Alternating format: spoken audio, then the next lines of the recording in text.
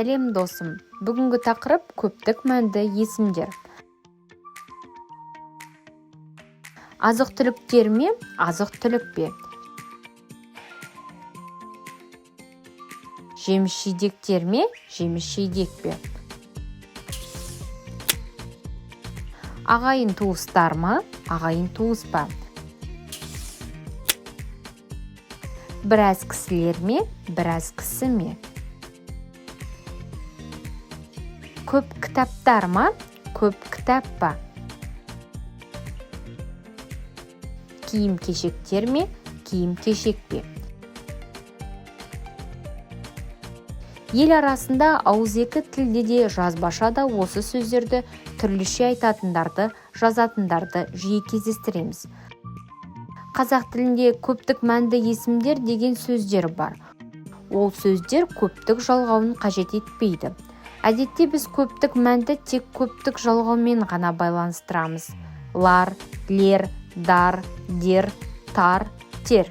Мәселен, бала, балалар, сөре, сөрелер деген секілді. Бірақ тілімізде кейбір сөздерге көптік жалғауы жалғанбай-ақ көптік мәнге ие болып тұрады. Бұл сөздер көптік жалғауын қажет етпейді. Керісінше, көптік жалғауды жалғасақ қате болады. Сол себепті азық-түліктер емес, азық-түлік.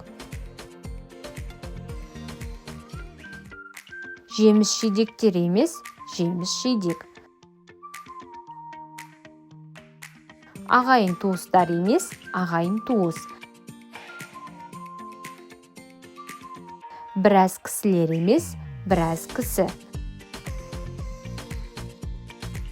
Көп кітаптар емес, көп кітап. Киім-кешектер емес, киім-кешек.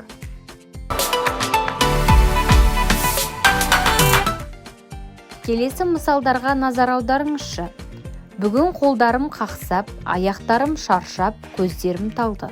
Осындағы қолдар, аяқтар, көздер деген сөздерге мән берейік. Бірінші жақта айтылғандықтан жеке адам екені белгілі. Сол себептен осындағы көптік жалғаулары дар, тар, дер артық. Дұрысы, бүгін қолым қақсап, аяғым шаршап, көзім талды. Қазақстан халықтары бірлікте өмір сүреді. Осындағы халықтары деген сөзге мән берейік. Мұнда Қазақстан деген бір ғана мемлекет болғандықтан тар деген көптік жалғауы жалғанбайды.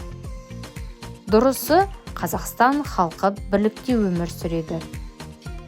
Сәкен байдың қора-қора қойлары, үйір-үйір жылқылары, қысқасы мыңғыраған малдары биылғы суықта қырылыпты. Осындағы қора-қора қойлары, үйір-үйір жылқылары, мыңғыраған малдары деген сөздерге мән берейік. Осындағы қора-қора, үйір-үйір, мыңғыраған деген сөздер мөлшері және бейнелеу мағынасындағы зат есімдер. Мұндай сөздерден кейінгі тіркескен сөздерге көптік жалғауы жалғанбайды. Дұрысы, Сәкен байдың қора-қора қойы, үйір-үйір жылқысы, қысқасы мыңғыраған малы биылғы суықта қырылыпты.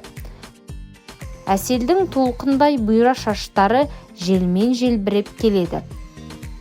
Осындағы шаш деген сөзге мән берейік. Шаш, май, құмшекер, жүн, құм, шөп секілді қазақ тілінде саналмайтын зат есімдер бар. Осындай сөздерге көптік жалғауын жалғау дұрыс емес. Дұрысы, әселдің толқындай бұйра шашы желмен желбіреп келеді.